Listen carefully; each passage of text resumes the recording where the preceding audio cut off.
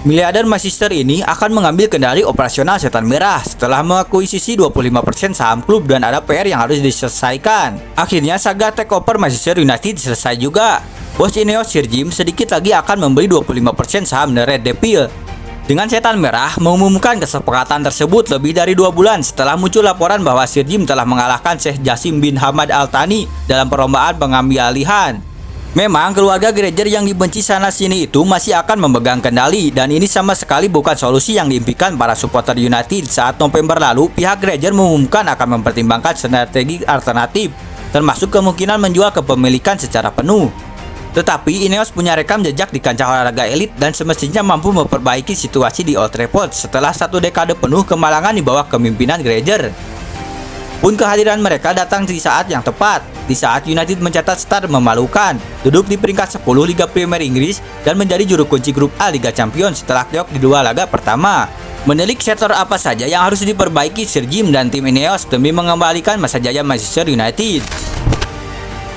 Merebut hati penggemar. Sir Jim adalah pilihan pertama berbagai kalangan fans untuk menjadi owner baru saat kebencian terhadap Glazer bertambah instan pada musim panas 2022. Dan secara teori, harusnya Sir Jim tak akan kesulitan merebut hati para penggemar. Ia tumbuh besar di rumah subsidi di Manchester Utara dan ia menghadiri final Liga Champions 1999 di Barcelona, menyebutnya sebagai memori sepak bola paling luar biasa yang saya miliki.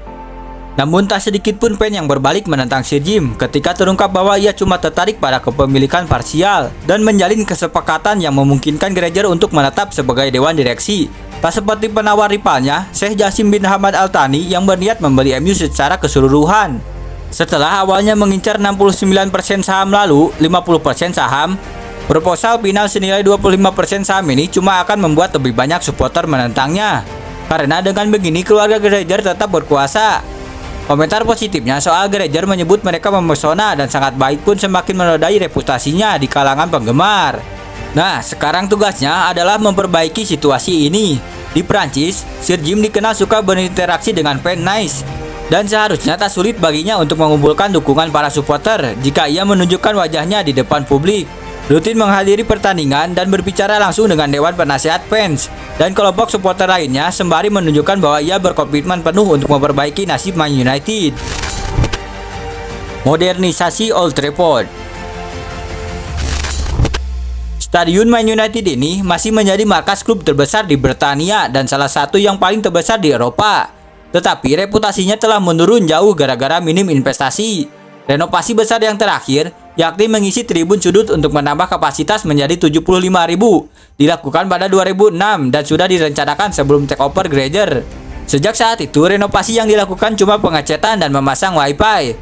Papan skornya belum diganti semenjak 2000-an awal, dan mereka juga tak memiliki layar video.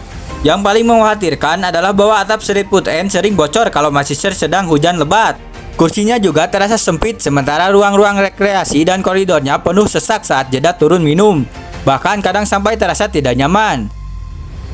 Dilaporkan bahwa Sir Jim ingin menambah kapasitas Old Trafford menjadi 90.000. Tetapi jika ingin mengembalikan reputasi kelas dunia markas Man United ini, maka bukan cuma kapasitas yang harus diperbaiki dan pasti butuh investasi yang signifikan. Membenahi strategi transfer pemain. Sir Jim sudah sedikit membocorkan akan seperti apa rejimnya di Man United kelak saat diwawancarai The Times pada 2019. Setan Merah sedang tersyok-syok di musim penuh pertama oleh Gunnar Solskjaer sebagai manajer mengecam habis strategi rekrutmen mereka. Fred yang dibeli dengan harga 50 juta di tahun sebelumnya menjadi salah satu sasaran kritikan terpedasnya. Manchester United menghabiskan uang yang sangat banyak semenjak kepergian Sir Alex dan hasilnya sangat buruk. Kalau boleh jujur, amat sangat buruk.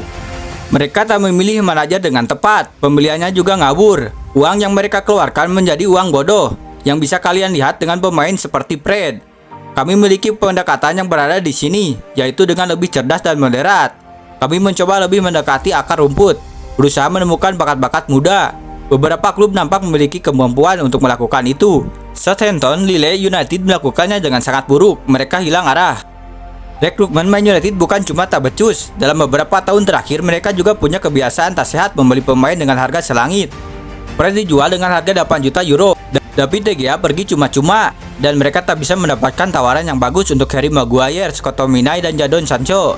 Sementara itu, rival-rival mereka mampu menjual dengan cerdas. Neraca transfer Manchester City bahkan profit di 2022 meski membeli seorang Erling Haaland, dan mereka berhasil menyuap akademi mereka menjadi pabrik pencetak uang. Sir Jim dan Direktur Olahraga Ineos, Sir David, harus merombak jaringan rekrutmen United, memastikan mereka memiliki banyak pemain untuk dipilih dan tidak diambil alih. Seperti ketika mereka membayar 60 juta untuk Mason Mount pada musim panas kemarin, atau 85 juta untuk Anthony pada tahun 2022. Merombak manajemen klub. Rekrutmen pemain bukan satu-satunya sektor kepegawaian yang harus dirombak Sir Jim. Richard Arnold dipromosikan menjadi CEO setelah bekerja sebagai direktur komersial mereka, dan dikritik habis-habisan atas caranya menangani situasi Mason Greenwood. Direktur olahraga John juga minim pengalaman di jabatan yang dia dapatkan pada 2021 itu, dan telah melalui 3 jendela transfer musim panas dengan hasil yang nano-nano. Sir Jim dilaporkan mempertimbangkan merombak beberapa posisi petinggi United, termasuk perekrut Paul Mitchell sebagai direktur olahraga baru. Memperdayakan tim wanita. Tim wanita Manchester United memang sudah berkembang pesat semenjak pertama dibentuk pada 2018 dan musim lalu finish kedua di Liga Super Wanita serta mencapai final Piala FA pertama mereka. Namun ada sensasi bahwa MU wanita agak hilang arah usai ditinggal pemain bintang Ona Bertele dan Atlesia Russo secara cuma-cuma. Seperti yang ditunjukkan dengan kesuksesan besar pegelaran Piala Eropa dan Piala Dunia Wanita baru-baru ini, sepak bola wanita telah berkembang pesat dan United perlu memastikan mereka bisa menjadi yang terdepan dan tidak tertinggal dari klub-klub elit seperti Chelsea, Arsenal, dan Manchester City. Mengupdate akademi. Sir Jim telah menyinggung betapa pentingnya memikat talenta-talenta muda terbaik, dan di mana lagi tempat yang lebih baik untuk memulainya jika bukan dari akademi. Manchester United memiliki tradisi panjang mengorbitkan pemain muda dan selalu memiliki pemain akademi di skuad matchday mereka semenjak 1937. Tetapi dalam beberapa tahun terakhir mereka tertinggal dari City. Demand untuk jebolan akademi Man City setinggi itu dan sampai-sampai mereka bisa mematok harga yang lebih tinggi untuk pemain seperti Cole Palmer, James Trafford, dan Carlos Borges di bursa transfer musim panas kemarin. Meski ketiganya sangat jarang dimainkan oleh Pep Guardiola. Alexandro Garnacho dan Kobbie Mainoo adalah dua kisah sukses teraktual dari akademi Man United. Tetapi bisa dipastikan mereka masih punya banyak PR jika ingin menyaingi sang tetangga. Salah satu sumber masalahnya adalah tempat latihan. Seperti Old Trafford, minim investasi dalam beberapa tahun terakhir. Persis seperti yang dikeluhkan Ronaldo di wawancara bombastis itu. Jika Sir Jim bisa meyakinkan Man United untuk berinvestasi pada masa depan mereka, maka mereka bisa menuai ganjaran yang besar di masa depan mendatang.